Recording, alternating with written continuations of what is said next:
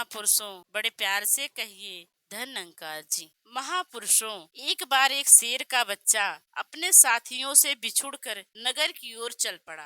नगर के बाहर एक रंगरेज की दुकान थी। रंगरेज ने थोड़ी देर पहले ही नीले रंग का कपड़ा रंगा था। उसका टब नीले रंग के पानी से भरा था। ज्यों ही शेर का बच्चा दौड़ता हुआ आया, वह टब में जा गिरा और उसके शरीर का रंग नीला हो गया। जब वह बाहर निकला तो डर के मारे एक खंडर के दीवार के साथ चिपक कर खड़ा हो गया और सोचने लगा कि पता नहीं यह कौन सी चीज थी जिसके कारण उसका शरीर नीला हो गया है। अभी वह अपने बदले हुए रंग को निहार ही रहा था कि उधर से कुछ लड़कियां जंगल से नगर की ओर आती दिखाई दी।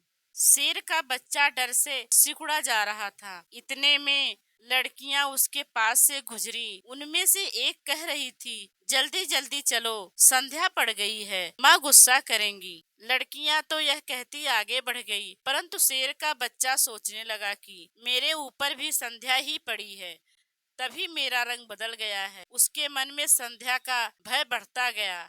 रात भर वह इसी भय में दीवार के साथ चिपका रहा। सुबह हुई, अभी सूर्य देवता ने दर्शन नहीं दिए थे। रात के कुछ क्षण बाकी थे। तभी उस नगर का धोबी और हर रोज की तरह नगर के बाहर धोबी घाट की और कपड़ों की गांठ धोने के लिए लेकर जाने को तैयार हो गया। उसने इधर उधर देखा, उसका गधा वहाँ नहीं था। वह इधर उधर उसे ढूंढने लगा और खोजते खोजते खंडर में चला गया। रात के अंधेरे में उसने शेर के बच्चे को गधा समझा और उसके गले में रस्सी डालकर उस पर कपड़ों की गांठ को लादकर घाट की ओर चल दिया। कुछ दूर ही गया था कि सामने से एक शेर आता दिखाई दिया। अब दिन का उजाला भी निकल आया था। सामने वाले शेर ने शेर के बच्चे को गधों का काम करते देखा और बहुत हैरान हुआ। उसने उससे इसका कारण पूछा तो शेर के बच्चे ने उसे इशारे से चुप रहने को कहा। मेरे पर संध्या पड़ गई है, तुम चुपके से निकल जाओ, वरना तुम्हारा हाल भी मेरे जैसा होगा। शेर जान गया कि यह बच्चा भ्रम का शिकार हो गया है। उसने उससे कहा, अरे भाई, तू शेर का बच्चा है, अपनी भाषा बोल, तू दहाड़ और देख, सब ठीक हो जाएगा। शेर के बच्चे ने अपने बड़ों का कहना माना और लगा दहाड़ने गरजने। ज्यों ही उसकी गरज की आवाज धोबी ने सुनी तो वह भाग गया। गांठ नीचे गिर गई और शेर का बच्चा आजाद हो गया। यही दशा मनुष्य की है। यह भगवान का बच्चा है, परंतु अलग अलग धर्म के रंगों में रंग कर अपनी पहचान भूल गया है और धर्म के नाम पर भ्रमों व भूलेखों की संध्या इस पर पड़ी हुई है। इसी भय में यह भिन्न भिन्न इष्टों की पूजा करता है।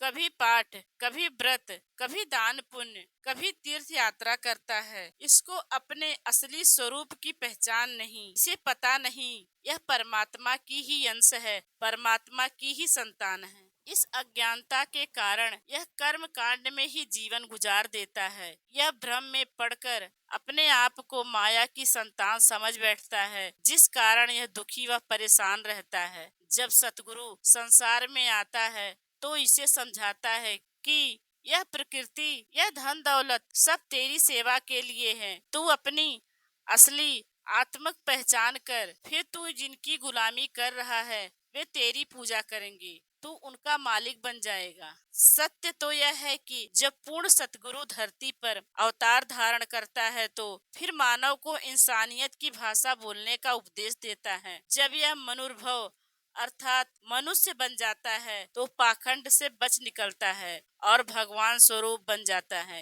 यही इसकी वास्तविक पहचान है। महापुरुषों, बड़े प्यार से कहिए धन निरंकार जी।